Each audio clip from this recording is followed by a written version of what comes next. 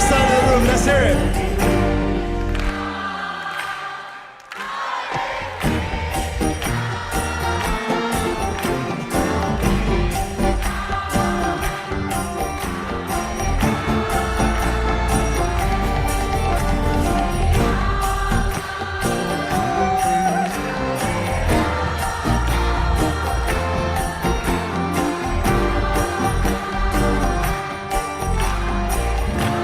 Right side of the room, right side of the room, let's hear it.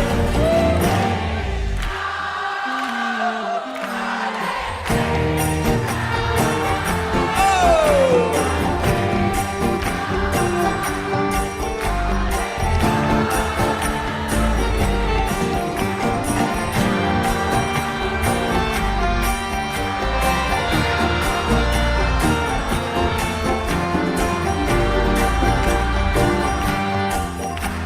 Up top, up top, up top. Everyone up top.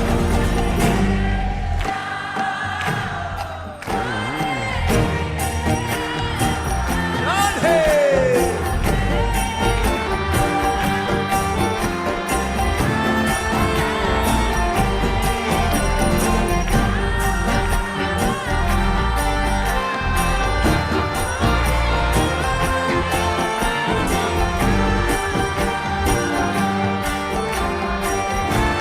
Every heart, every soul, please shine.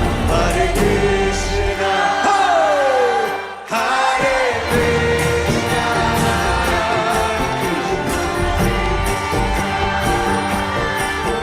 Hare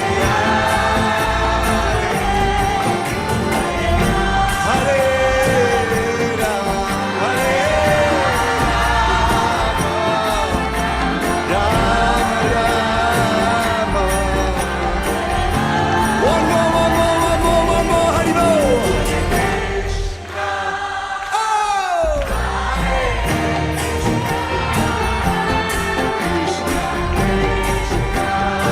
Radhe!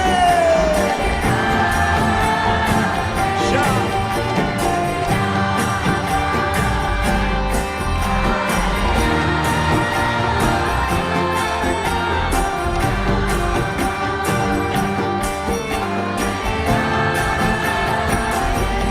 Hare Krishna, Hare Krishna, Krishna Krishna, Hare Hare, Hare Rama, Hare Rama, Rama Rama, Hare Hare.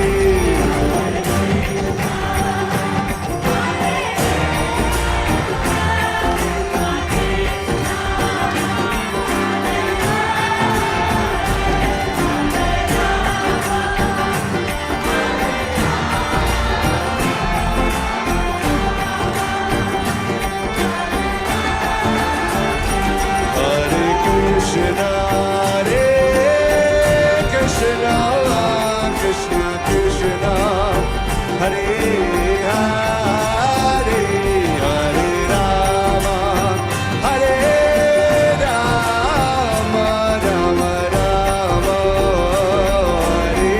Hare Hare.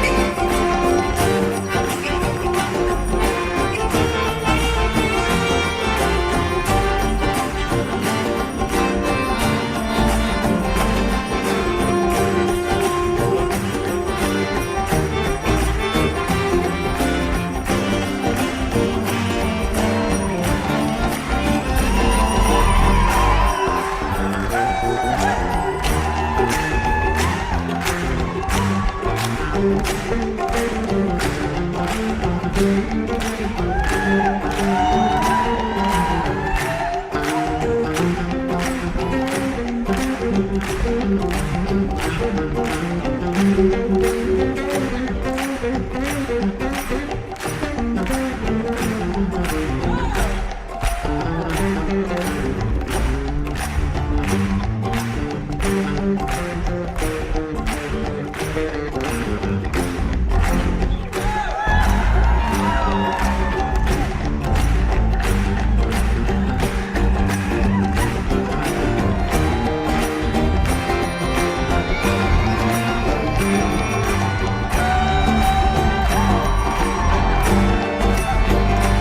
Hare Krishna, Krishna Krishna, Hare Hare, Hare Rama, Rama Rama, Hare Hare. Ho, ho, Hare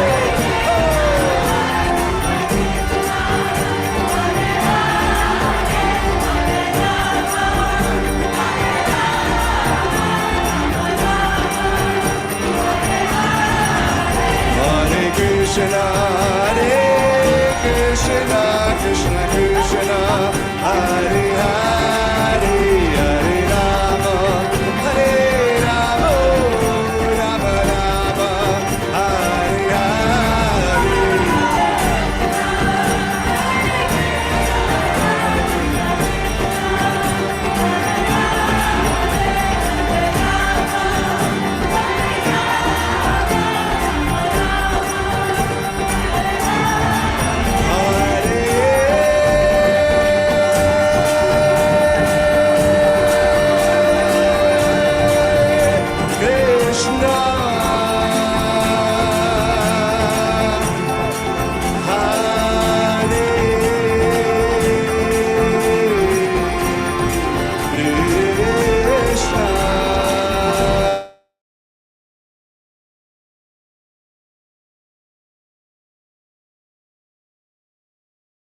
Hello, everyone. Welcome to Wisdom Wednesdays. Thanks for joining, everyone. And before we go into our talk for today, we'll have a little icebreaker. Let me share that. Okay. So since we're talking about spiritual care and moral injury, I thought it'd be nice to talk about this. So what's one activity you do to take care of yourself or a loved one? It doesn't have to be very huge, but maybe something that little that we can share in this group.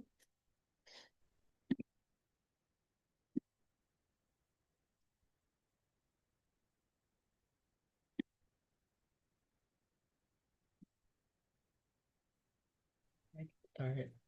Sorry, my voice is a little gone, so hope you Oh, can. we can't hear you, Anne. Cool.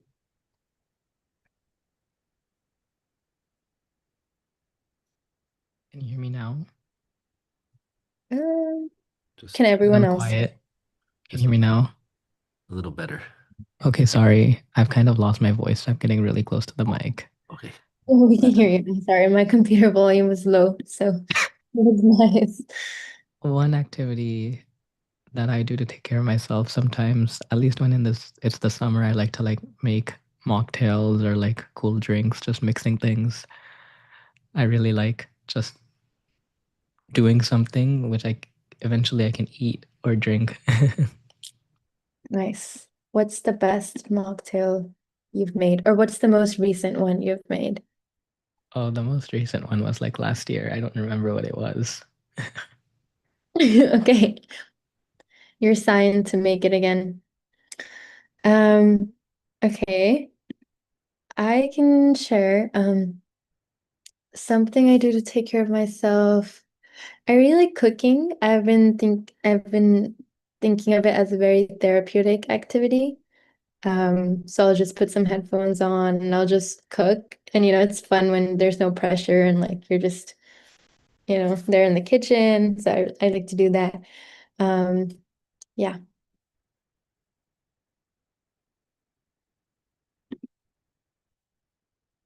For me, I think it's like walking nature, even when I don't have a lot of time and I'm neglecting all my other self care activities. It's something that I usually try to do. Have some time and if I'm in Brazil, walk on the beach or close to the river that it's close to my home. And then here, yeah, do hikes or yeah, I always try to do that. That's so fun. I saw Dana in the chat too. She agreed with you. She said, get out in nature. Yes. I also agree. Nature is a very grounding experience, actually. So that's my default. Yeah. All right. Thank you everyone for sharing. That being said, thank you so much, Kula, for joining. We're so excited to have you back. And just as an introduction, Kula is a chaplain at Stanford.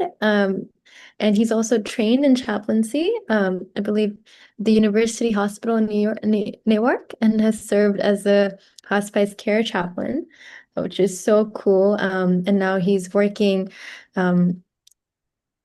with like spiritual care. And then he also has a background in psychology and religion, which is really cool. We always appreciate your talk, Kula, and we're so excited to see what you have with us today, especially the moral injury part. I'm excited about that. Thank you. Thank you, Manya. And thank you, Ian. Thank you, guys, for having me again. I have been, yeah, I think every time I've spoken, I've really been trying to understand like my religious tradition in the lens of the work that I do.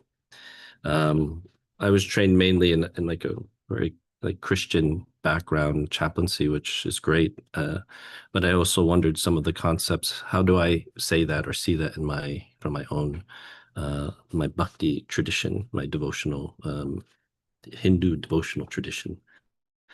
So let me see if I could share here. As always, let's see if this works here. Let's see. I don't know if you guys see that. Do you see my screen? I got thumbs up. So we won't be stuck on the slide again. So I just, I do, one is that it does help me to kind of organize my ideas. And also I've recently done some presentations to one to our National Chaplaincy Association and also our North American Hindu Chaplaincy Association about concepts of bhakti and chaplaincy, or Indic, what we might consider Hindu concepts in chaplaincy. So some of this is like a mixture of some of the things that I spoke with you guys previously, so you might recognize the template. I apologize. And there are some new things, and not just because I'm just like recycling the slides, just there are also a lot of things that I really am thinking about. And I think you'll see the tree I had before. The tree keeps on coming up in my mind of watering the roots and the rest of the tree, but we'll come to that also. So yeah, this discussion is this general idea, the bhakti perspectives on care and community. And today I wanted to bring it here, speak specifically about moral injury. Did you see the slide? That changed, right? Okay. Okay. That's just, yeah, that's a major thing. So moral injury, I don't know if many people are familiar with the term. I'll define it a little later, but it was something that was started to kind of build discussion since I started here at Stanford about 2 years ago. I think I remember looking for, studies on moral injury, just Googling it, and there weren't many things established. But now I see things not only like a Wikipedia page, but also like the government. There's like I forget, like PTSD government page that has a definition of moral injury and acknowledging its role in mental health. So let's just go through here. I also had a definition of spiritual care, which is one that we developed here at Stanford. This is something me and my colleague had put together. Spiritual care is a type of counseling provided by a trained care provider. It involves non-judgmental and compassionate listening that allows people to share their joys, concerns, hopes in the context of their full humanity, and for many, their spirituality or philosophy. It has the goal of fostering a person's spiritual and existential well-being, and if desired, it can include guidance, prayer, meditation, spiritual reflection, and scriptural study. Spiritual care focuses on healing our relationship to self, to community, with nature, and with the divine, the unknown, or that which transcends the self. The picture here is also a picture of it's like a historic picture of a 16th century saint, or what we consider an avatar of Krishna, Chaitanya Mahaprabhu, who's taking care of a devotee in his community. Like here's a very holy person, but setting the example of taking care of people in his community. So that is from, so I put here a quote that was really the key feature of what we wanted to put in that definition. Spiritual care focuses on healing our relationship to self, to community, with nature, and with the divine, the unknown, or that which transcends the self. So the essence here is like, really, we are healing ourselves, and as we'll see here when we talk about moral injury, it's really a lot about healing this idea of relationship and understanding what it means. And as you can see, relationship, it has to do, of course, with our community, with our friends, our loved ones, our family, but it also has to do with nature, our role in nature, our humble status within nature, and also with our idea of divine, or the divine, or the beyond. And that, I think, in religious communities, I mean, I belong to a religious community, the International Society for Krishna Consciousness, and many times we just think that it's, when you start following a religious tradition, it's understanding the self and the relationship with the divine. And that was me, certainly, when I was a younger brahmachari. I moved into the ashram. I did hours of meditation, and never thought that I needed to be nice to people. I just needed to focus on myself and God. And I think that is something I learned very early on, that relationship, sometimes, what did my teacher said, sometimes we learn how to be a saint, and then when we get there, we can learn to be a human. So some ways, coming back to that nature, that humanity, to connect with others. So here's this kind of triad that I've always used. I did this in our community also, in New York, the Bhakti Center, but that's maybe in other communities too. And I also brought this up to some of our chaplaincy presentations. So I start here with this idea of self-care. In Sanskrit, I kind of assigned a word to it, svadhyaya, which is a term you find in Sanskrit, which means study of the self, literally. And then here I have relational care, which I put here, sangha, which means just like your connections, connections with others, your relationships. And here for community care, I put the word sankirtan, but that means like communal, like worshiping together. And so I always said that all of these are necessary. You probably have seen this slide. It's one that I've been really focusing on and trying to convey, to see like these are all essential aspects, that this isn't just something that therapeutically people look at. This is actually something even within our like religious communities, this is like really the core. Like all of these aspects of care have to be they have to work together, and they're kind of in a cyclical formation. And this was from a previous presentation. Rasa is that relationship. It is a thing. The relationship is what connects all of these things. So we'll come back to that. I think last time I had shared these slides. They're kind of like very, I guess they're sutric slides for me. They're just like the core of the things that I've been thinking of. Compassion, spiritual care for the eternal soul is self-realization, but no one knows where compassion should be applied. I mean, I could say that as a chaplain here. I have people that walk through the door I try to help them, but there's also the community. But let me finish reading these. Compassion for the dress of a drowning man is senseless. A man fallen in the ocean of nescience cannot be saved simply by rescuing his outward dress, the gross material body. So there are a lot of, in fact, today I had 2 students come in, and then they wanted to talk about, what one student wants to move into a Zen Buddhist center. I was like, oh, that's something that I did when I was younger also. But, I had to ask if they're ready for that. What does that mean to move into a Zen center? Another student is just trying to catch up with work and is feeling burnt out about, feeling like they're a failure. And so when you talk about compassion for the dress, I could just say, listen, you need to get all your work done. But I did want to ask, like, why, what is it? What's holding you back? Like, why is this the work that you want to do? So when you give compassion, sometimes it's an iterative process. I don't know if you know, iterative means like you have to kind of keep on trying and seeing what it is that really helps. And we here at Stanford, we've dealt with everything from individuals to communities. And in 2020, what year are we in? 25, 24. It was quite a conflicted environment. We had like a lot of our communities were quite split and divided after the Israel-Palestine conflict had arisen.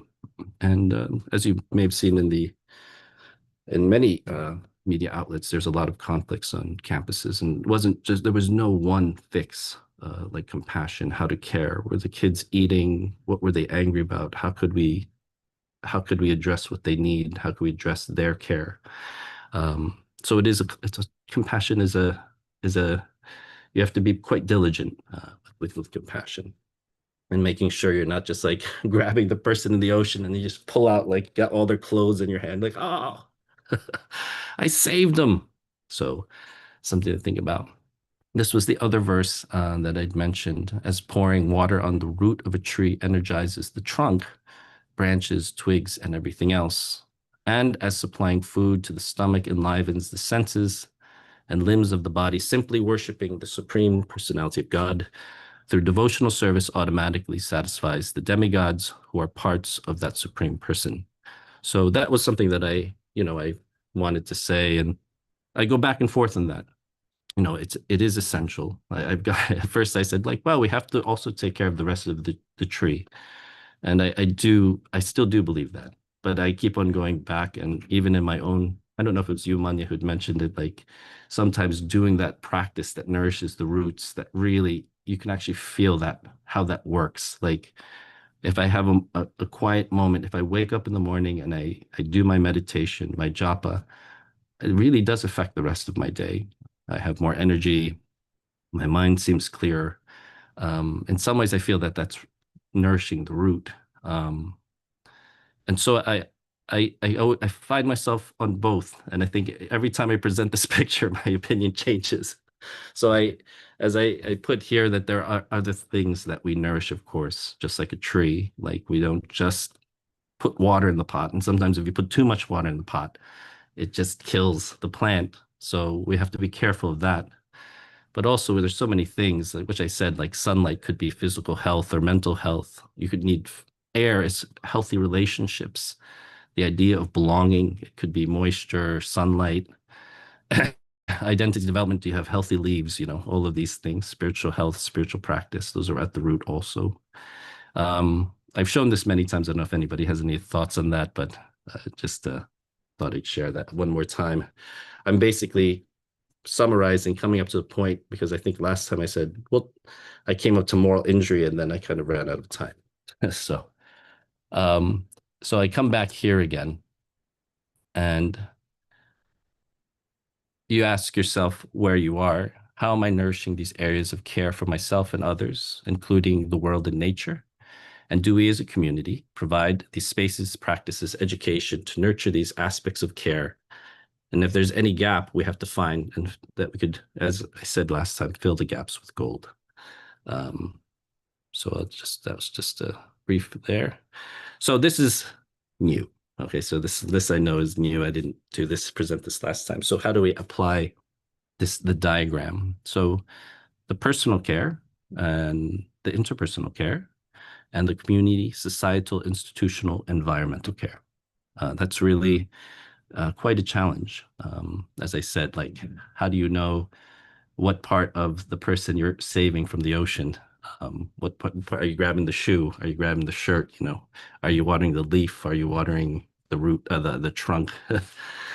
And from my my religious tradition, or the Hindu tradition, there are three types of misery. I mean, that's scripturally there. It says if this is from the Bhagavad Purana, that there's this adhyatmika dukkha, that means suffering that's caused by the self, adhyatma, atma, and adhibautika means suffering caused by others, and adhidaivika, suffering caused by the world and nature. In many ways, that correlates exactly with these three: personal care, interpersonal care, and community, societal care. The scriptures that says, like, these are the things that usually bother people, but these are also the things that are the kind of the core of where we need to heal. It's also maybe a call to repair, rather than avoid these sufferings, which sometimes we need to. Sometimes when you see suffering caused by others, maybe it's a good chance to inspect why, or be introspective to see, well, what is my relationship here? Why is this not working? And that's one way we could address these sufferings. So in terms of personal care, so I want to say also a bit of a preface here. I'll be referencing a text which is from my tradition specifically, called the Upadesha Amrita, which is the nectar of instruction. And in it are certain practices that are from my own tradition that, you know, they may be universal. There are universal aspects to it, but I've used it as kind of a reference, as kind of presenting general principles also that I'll clarify. And I've also presented it to my religious community, so they're familiar with the text. So focusing on personal care, svadhyaya, I think one clear aspect of that is to have self-awareness. This is from Yoga Sutra. Yoga Sutra, where svadhyaya comes from, yoga's chitta vritti nirodha. One thing is to become, when you want to practice this, it means that the chatterings of the chitta and the vritti, they come to an end. All the kind of thoughts of the mind, they stop. All the things that cause like distress, they stop. And yoga is to be pure awareness. So, but maybe just on a more kind of relatable way, we just become aware of what we need and what our values are. So then that's what we often say to our students. I know one of our definitions of wellness here at Stanford, especially when it's like dealing with spiritual care, is wellness for us means when a person's values and beliefs are lined up with the work that they do.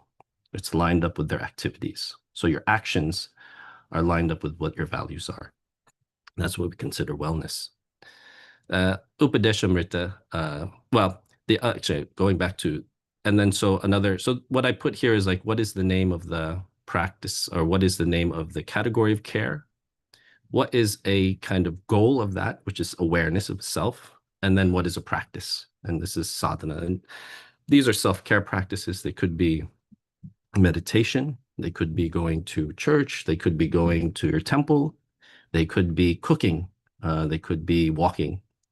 But these are practices, like we said, what are the things that you do to take care of yourself? Whether it's walking in nature, whether it's meditation, these are the things. So here, the first text from the Upadesh Amrita means literally the nectar of instruction. And when I presented this to my religious community, I think I wanted to see, like, how could we see this as self-care, and why it has certain things like the sober person can tolerate the urge to speak, mind's demands, actions of anger, actions of the tongue, belly, and genitals. They're qualified to teach others of the world. That just means, I mean, in a more simple language, a bit of discipline and self-control.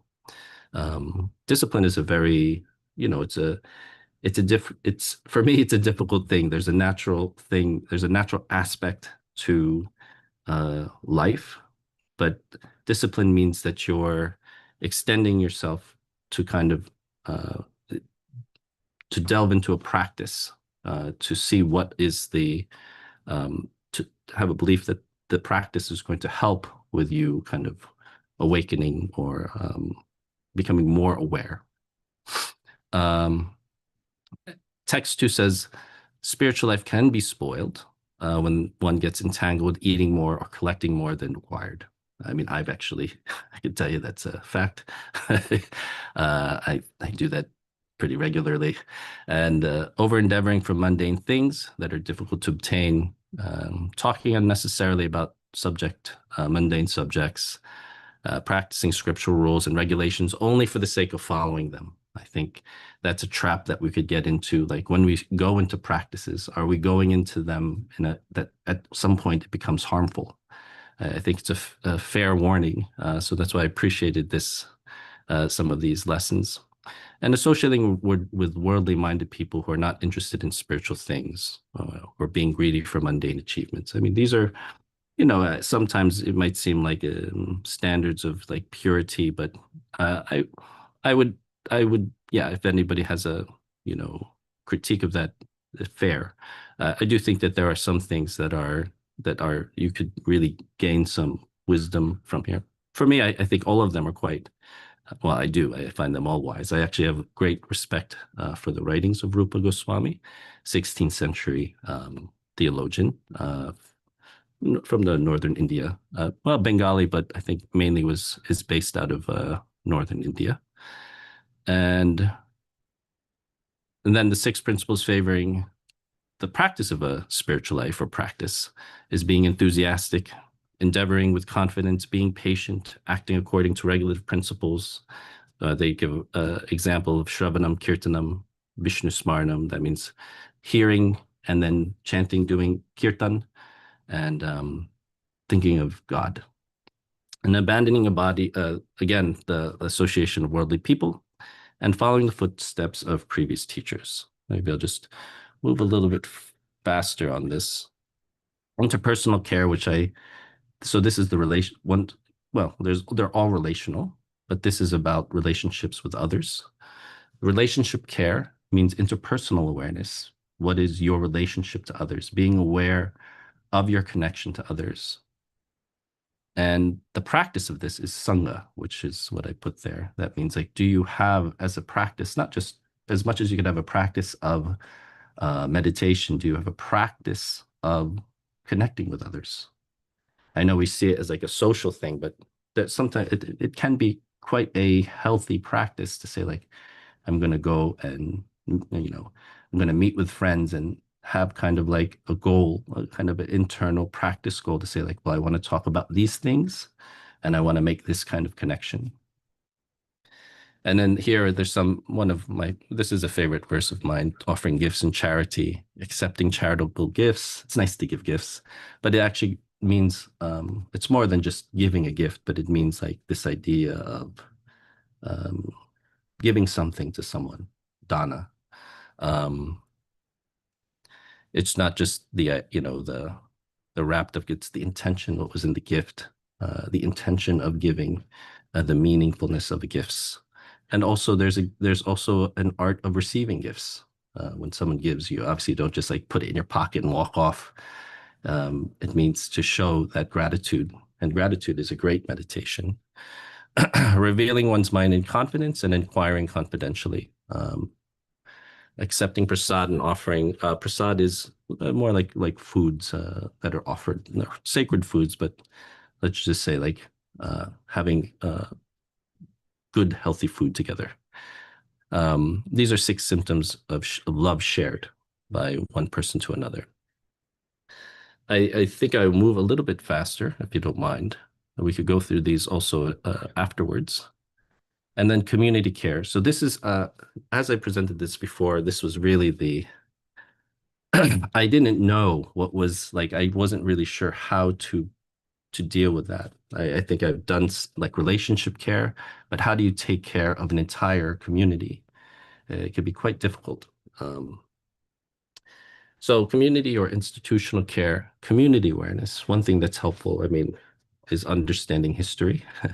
I found that helpful. Like here at Stanford, while, we try to make sure our relations with other groups are good. If you don't know the history of what happened, you could be completely bypassing a lot of important information. So awareness is important, community awareness.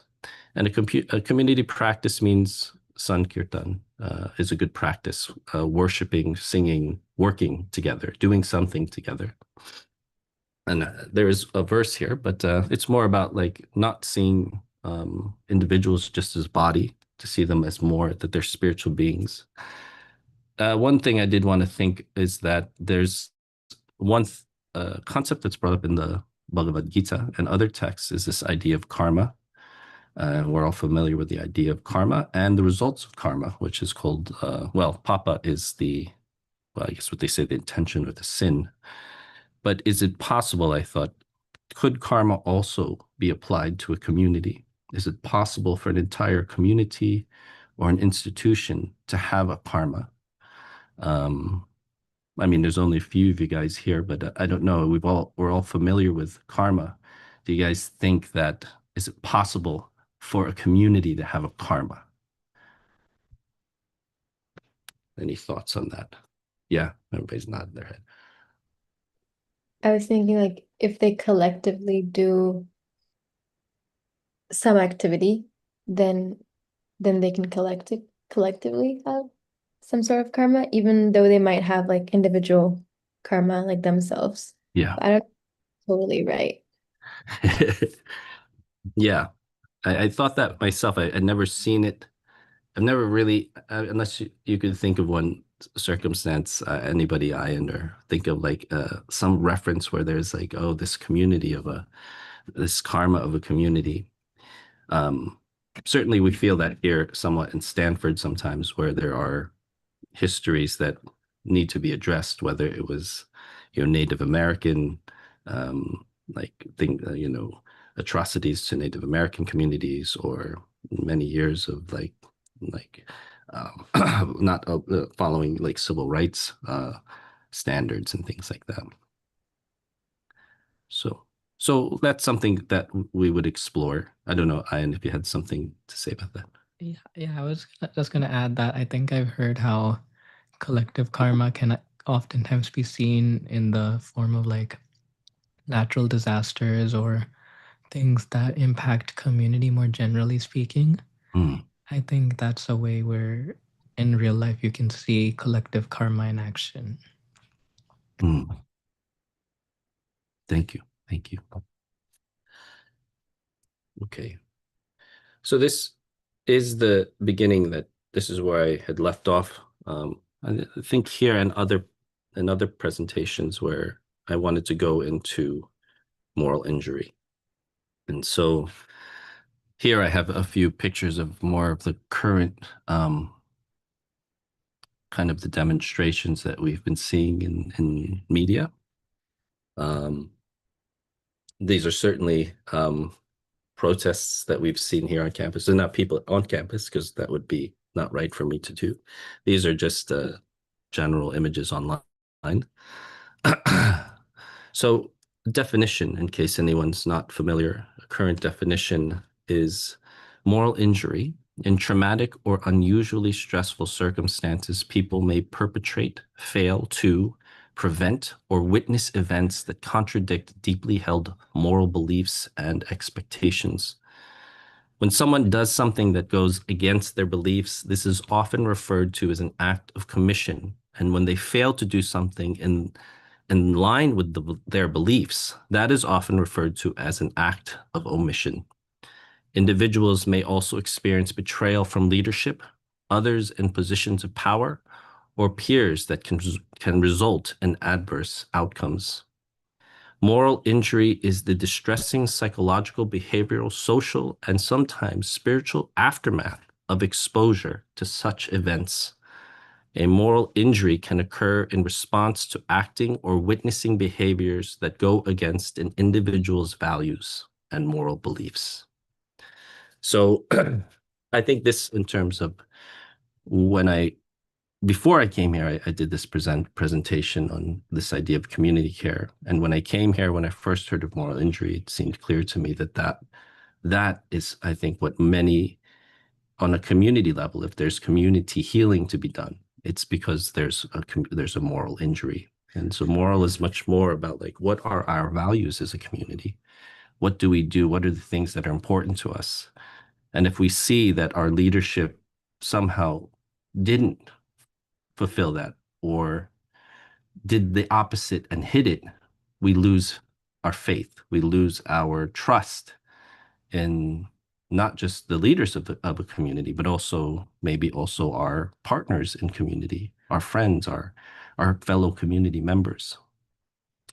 So moral injury is that thing which I was having difficulty trying to understand or articulate in terms of community care. And I think that it is essentially that thing. So, well, before we get here, so I don't know if anybody is familiar with moral injury, or if anybody here can identify with this definition. It's a subtle thing that leads to kind of our, say, we could look at lowering of standards. We could look at being jaded. When something bad happens, we say, oh, well, what do you expect?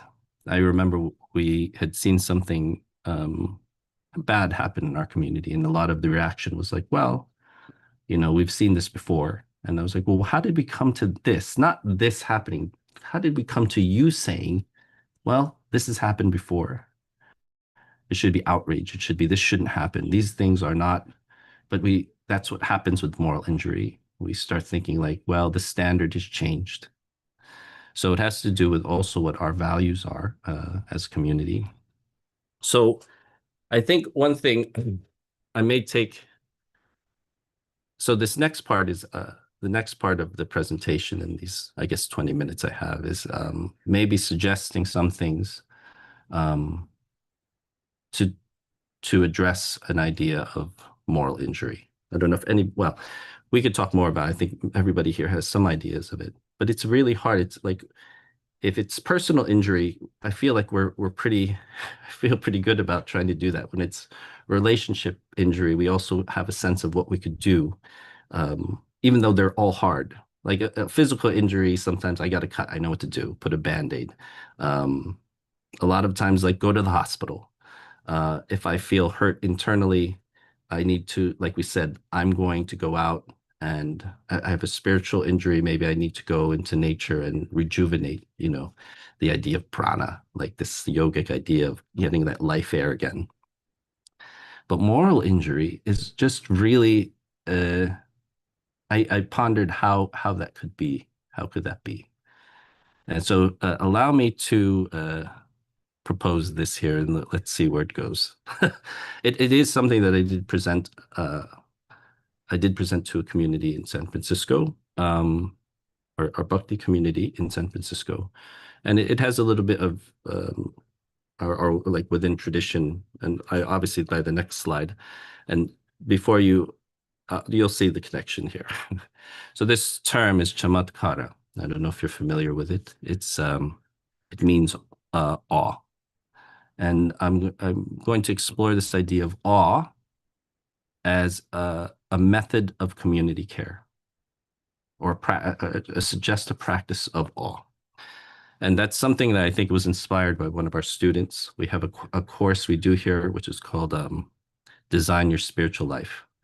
And it's a collaboration between our office, the Office of Religious Life, and the design school. Our design school is one of the most well-respected schools. Everybody knows the D school. There, a lot of the professors there are like published authors about books about design. We call it the D school, Stanford D school.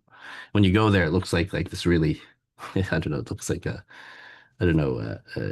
it's just like really happening spot where everybody's just like making things. It's like really, anyway, it's impressive. I didn't expect to see something like, it's almost like, well, it's like Disney World or something. So just a brief thing. just in the Gita, they talk about awe, the Bhagavad Gita. And so I'll go by this quickly. There's just a few things where Krishna says, like, Arjuna speaking to Krishna is in awe. He shows this form, which is well known, the universal form. Says many things like, of lights, I am the radiant sun. Amongst the stars, I'm the moon. Of bodies of water, I'm the ocean. So these are all things about, like, all the things that cause awe, all the beautiful things, Krishna says. In this case, like God says, well, think of me about when you see these things, because I'm the source of those things. He ultimately says that here in this verse. Know that all opulent, beautiful, and glorious creations spring but from a sparkle of my splendor. So that was the idea of awe that I'd always kind of known, because I studied this text when I was 17 years old. And so, like many of us here who do like our walks in nature, Caroline and Dana, that's what I was about to say when in one of our classes, Design Your Spiritual Life, one of our students taught the class. And so she taught about something called an awe walk. And she's like, awe walk is something that she does regularly and just takes a very conscious walk and pays attention to many things and tries to nourish this idea of awe. And that awe is usually defined, well, let me introduce as well. This is Dasher Keltner at UC Berkeley. He wrote a book called Awe, The Science of Everyday Wonder and How It Can Transform Your Life. And just in summary, the idea of awe is that well, I'll get into that slide. He says there are 8 kinds of awe. Nature, which we all talked about. I just put like here, it's not hard to feel small in a good sense when looking at mountains or a lake or stars in the sky. Music is another place where we find awe. If you ever had goosebumps when you're listening to Mozart or Coldplay or something like that, or at a kirtan, ideally, music is more than just entertainment, actually. I mean, I could tell you, there are some songs that I haven't listened to in 20 years, but if you play it, I can sing every word of it. I have no idea how that happens. I don't know what part of my brain reaches out to sing the next lyric, but it's there. I can't even remember what I had for lunch yesterday. But for some reason, music, and we've seen like scientific studies or research of people who have there's some dementia or Alzheimer's. If you play a song, it touches something that's beyond their mental whatever is happening to them. So music inspires awe. Art, well, I think that's visual art. Sorry about that. And architecture, from Great Wall of China to Art Deco buildings, the Mona Lisa. These also give awe. Life and death. As a chaplain, especially in hospice, I saw that. I saw, as many people would think that's like a very horrible, hard job to do, I saw a lot of beauty, incredible beauty. And epiphany. I mean, he describes epiphany. Part of me thought like, well, epiphany is something that comes within ourselves, and then awe can come from that. And then the collective effervescence, again, going back to this idea of a concert, but like when you're with others, sometimes you could feel something just observing the collective feeling when you see, like, I know sometimes you go to a concert or a sports game, and when you hear like everybody sing, rally, and you're like, whoa, when everybody sings together, like it's a tumultuous sound, like, whoa, that's a very rare kind of experience. And then spirituality, mysticism, and religion. So we know that. But why does this come back to moral injury? This is number 7, and of 8, Professor Keltner says that moral beauty is he actually makes it a point to say that moral beauty is the most notable one, that he spends the most time. I don't know what that is. I did that before, didn't I? Okay. And that is the most notable one. So here he says the hyperfocus on the individual that we have cultivated in the West leads to an ever narrowing view of the world. A world of us versus them, where we are self-sufficient, in control, and superior to those around us. This overdeveloped individualism paves the way for egotism and for painful battles with disorders such as depression, anxiety, and chronic inflammation, where our sense of control is inevitably challenged.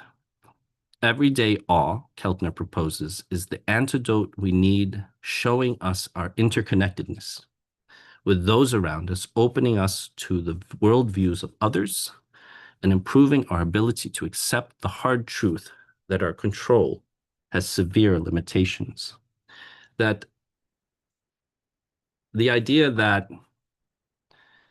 I think the idea is that awe, many times we think is going to go out and walk in nature and see something like a beautiful sunset or a beautiful sunrise and capture these moments of nature that are overwhelming and humbling. But Keltner, Professor Keltner says that actually the thing that gives us the greatest awe is when we see another person simply being kind to another person. I don't know if you ever see like those videos of like, what was it? I forget the name. It's like, what would you do? I don't know. It used to be a TV show, and I used to watch them on YouTube over and over again. It's just a setup. It's like they put like a person who is like sitting at a restaurant, and then somebody treats them poorly. It could be racism. It could be sexism. And everybody else in the restaurant is a normal person, is just a person. They're not an actor. And so when the people get up and say, hey, don't you say that to them, or you know, I have a sister, you don't talk to that person. Or if they go talk to the person and say, don't worry, you're okay, I heard the whole thing, you're going to be okay, we're here, we could take care of you. Like those are the things like that might bring a person to tears. The beauty of seeing human being human, kindness, that is awe. That is like the awe that is like unparalleled for him. Keltner says like, this is something, as I'm talking about moral injury, that there should be, like my student said, do awe walks.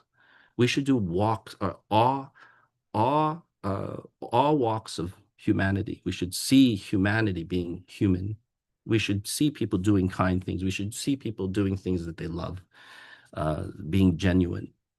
And so in terms of like repairing what we've lost from, say, seeing leadership hide things or disappointed by people who we thought would give us like trust, build our trust and be steady and think, oh, I can't trust anybody. Sometimes we need to see that reinforced again, that people can be trusted, or even give a, an ability for someone to redeem themselves possibly. But the idea that awe comes from real, like human awe, comes from observing ourselves, not just these like monolithic great things of nature. That too, because that is humbling, but it's, yeah, I mean, for me, it's something I've been trying to practice. So how does awe affect us? One, we understand beyond ourselves. Awe prompts us to rethink our existing knowledge and perspectives as it reveals the limitations of our understanding. Awe, number two, opens connections with the other. Awe can foster social connection and a sense of belonging, as it can lead to a more modest and less narcissistic self, which enables greater kindness towards others. And three, humility. Awe arises when we encounter something that is perceived as large, complex, and beyond our usual comprehension. Even, I mean, that's of course seeing like a mountain, but I do feel that when I see, you can't replicate these kind of moments of humanity, genuine humanity. But it's also within ourselves to do that. So it's not just, I think a lot of people would say like, especially in, I've when we were at the National Chaplaincy Convention, we were at Georgetown University, and the head pastor of chaplaincy there, who'd been a chaplain for about 30 years, he said, if you've been a part of a religious institution for long enough, you'll know what institutional hurt is. It's not something that's just like quick. It's something that could build over time.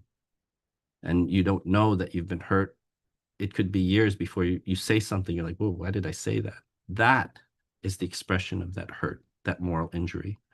When you say like, well, it happened again, I don't know why, why does this keep on happening? Or I can't believe that they still treat certain people that way. This is ridiculous, and we feel our part in it.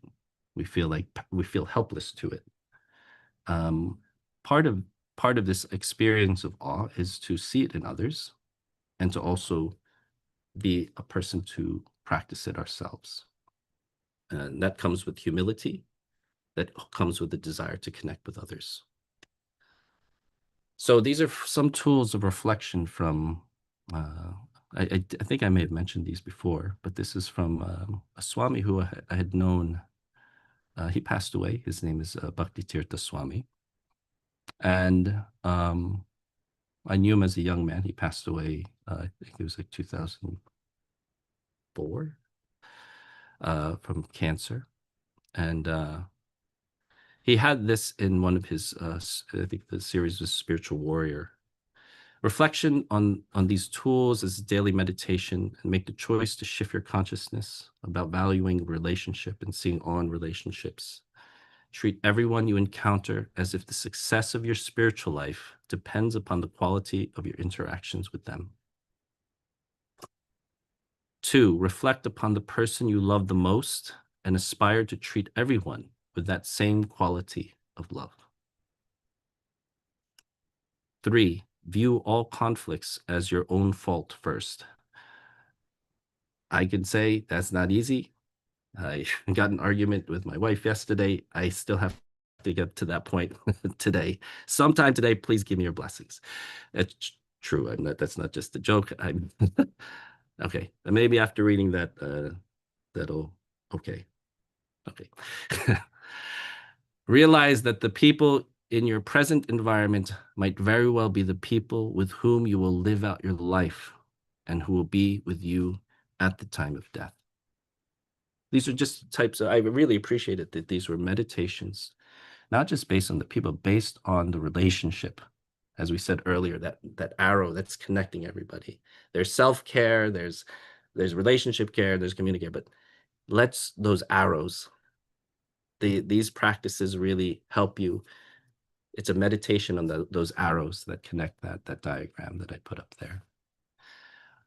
I'm going to read this because this is a beautiful thing. I'm not sure if everybody here, if you're within the Krishna tradition or just a theologian, appreciate wherever he says Krishna, that this is referring to God, or Chaitanya as God. Just think of God. This wonder is at the very center of the Vaishnava religious experience. In its Sanskrit or Bengali, it's called chamatkara. Chamatkara is a response which indicates a sudden expansion of awareness, a revelation of something which overpowers the mind and drives all else out of it. There are many kinds of chamatkara, but we have called this a sacred chamatkara. It is not a chamatkara aroused by experience of the wonders or beauties of nature or of great events or personalities, though these might be included within it. It is a response in a human being to confrontation by something beyond the natural world. Something, be it power, the holy, other, or the sacred, captures one's full attention unexpectedly. In the frantic search for a category in which to place the object of sacred wonder, only the ancient stories of scripture or tradition help. Those old and revered episodes of the gods and goddesses so far removed from everyday life, themselves inspiring a sacred wonder, however faint, suddenly provide the answer to an enigmatic confrontation, not in dream or trance, but on one's very doorstep. Thus, old stories provide an identification for the confronting power, and its turn reaffirms and re-empowers the old stories. Both are wrapped in the radiance of sacred wonder. So this is another kind of place where we could find the practice of awe. It's always been in ancient wisdom traditions. That's why the scriptures continue over and over, because there are examples of people who were presented with challenges and lost The moral injury actually is not a new thing. It's happened to Arjuna in the Bhagavad Gita. He didn't know what to do. And it happened with Buddha as he was contemplating leaving the palace. Certainly happened to Jesus as he was crucified, as he said, Lord, forgive them, for they know not what they do. So moral injury is not, in many ways, not a new thing. And the stories of how people have kind of approached them or addressed them are in these stories. What I did previously, I won't do it now because we're at time. I read a story that was with Krishna and a Brahmana named Sudama. I would encourage anybody here to read that story of Krishna and Sudama, Sudama Brahmana. And it's a story of how someone who is seen as a Ishwara, as God, takes care of a devotee. And it's not the normal idea of, say, God is like the all omniscient and controlling, but someone who's loving, someone who welcomes you and says, please come, we've been waiting for you. I'm so happy to see you, my old friend. It's an example of a relationship. It's not just an example, it's the example. It's the standard of relationship.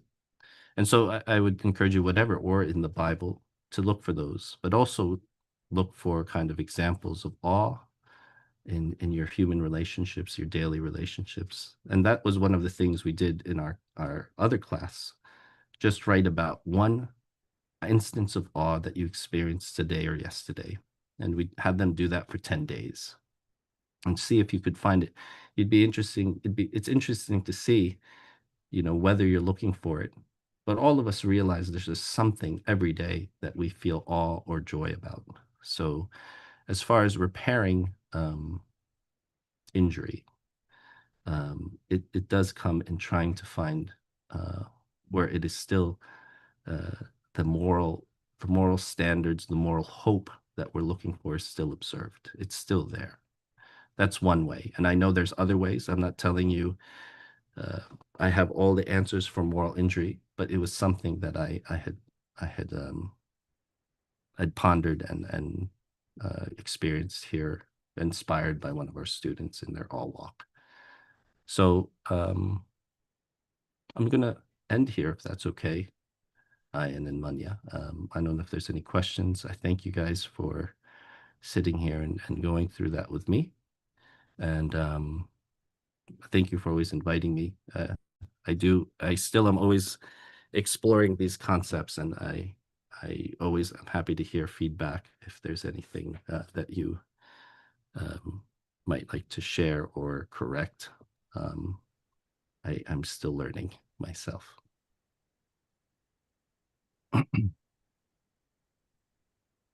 have a question. First, thank you so much for the class. It was really inspiring. I was super excited that when I saw that it was you today. I really loved your class last time. I learned a lot, and I still think about some concepts that you brought last time. My question is how we could heal as a community when there is like moral injury that happened, and then like we kind of lost distrust with like our spiritual leader, or like, if someone was like in charge. I'm kind of experienced this right now with a group that I have that I've been part for like 15 years. And then was not something like, how can I explain, on purpose. The person who was in charge had like a psychosis outbreak, and then started doing like a lot of violent,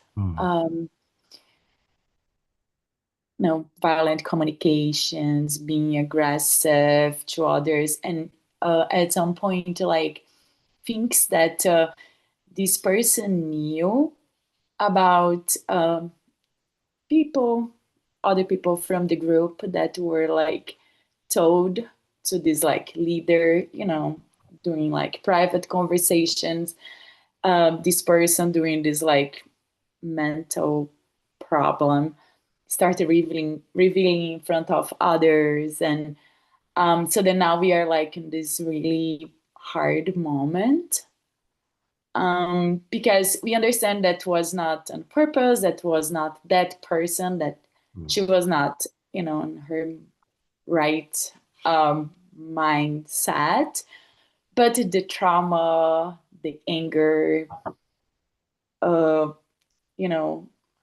all these like bad feelings are there. How we could repair the trust or the relationship or the love, like thinking about a group as a community.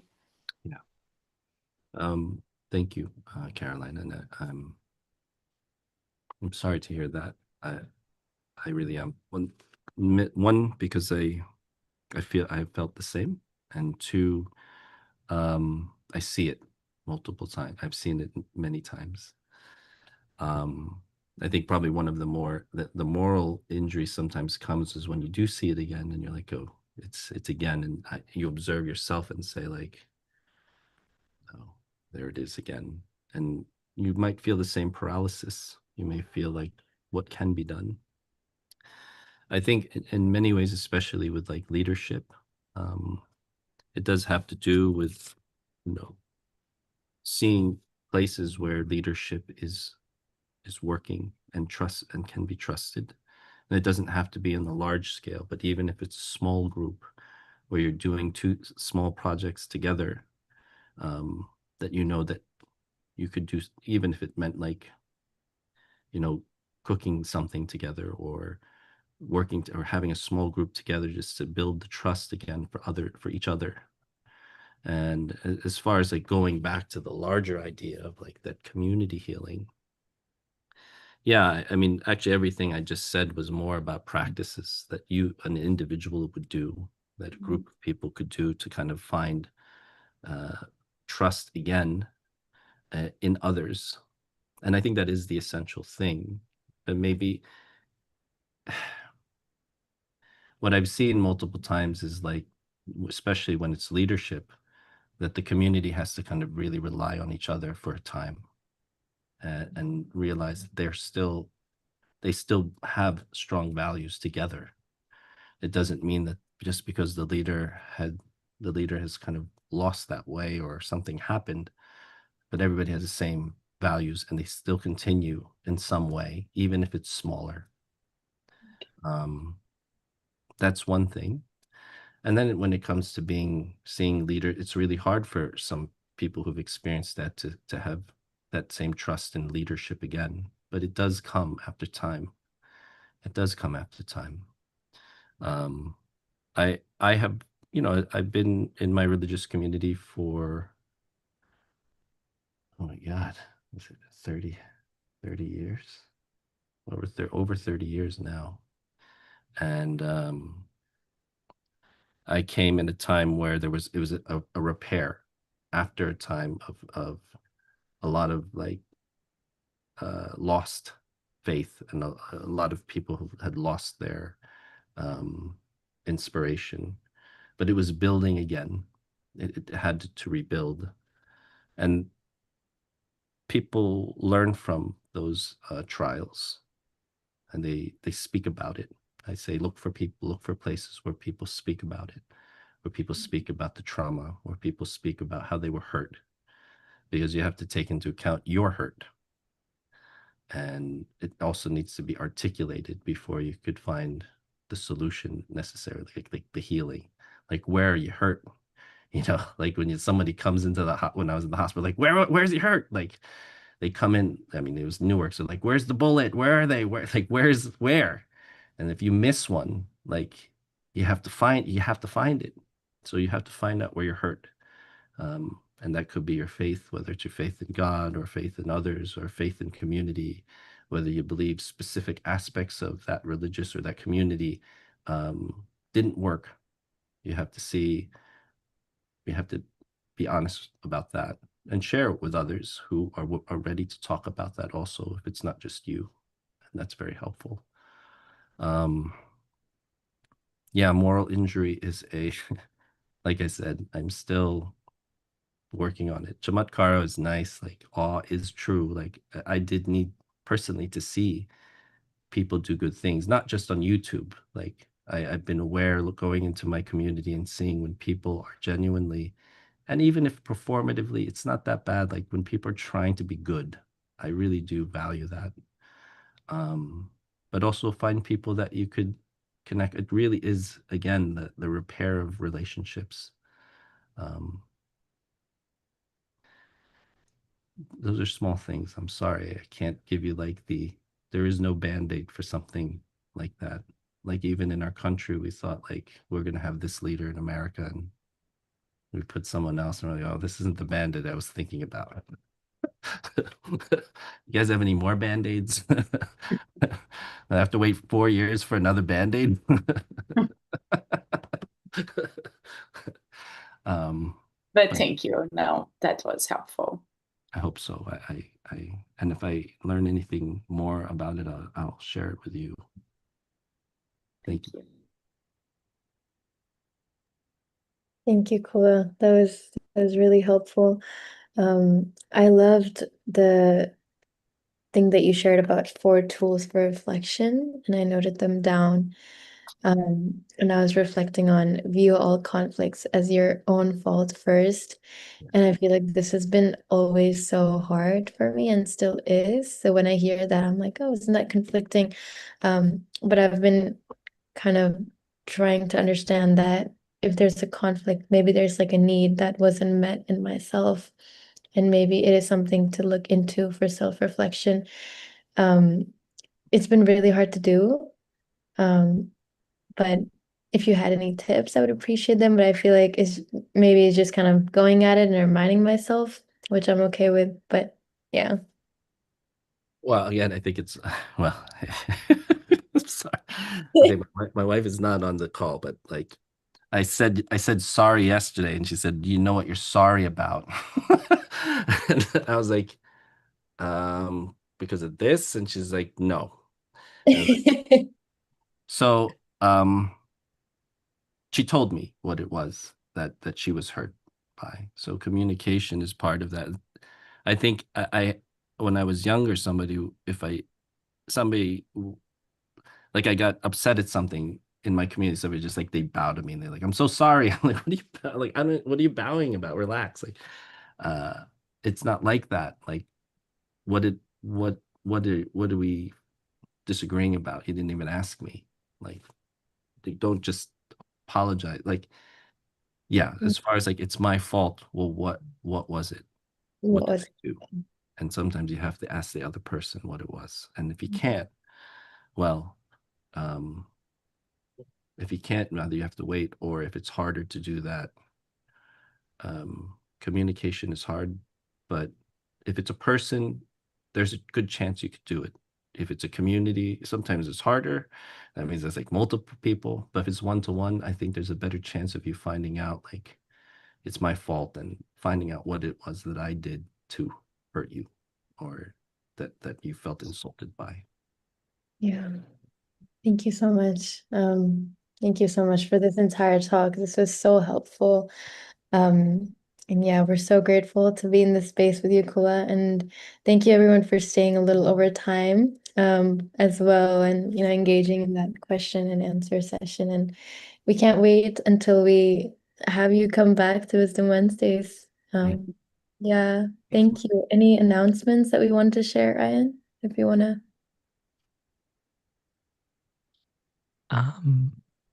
No, I don't think anything in particular. I think we're all set. Okay. All right. Thank you, everyone, and we'll see you very soon at Wisdom Wednesdays. Bye. Yes. Thank you.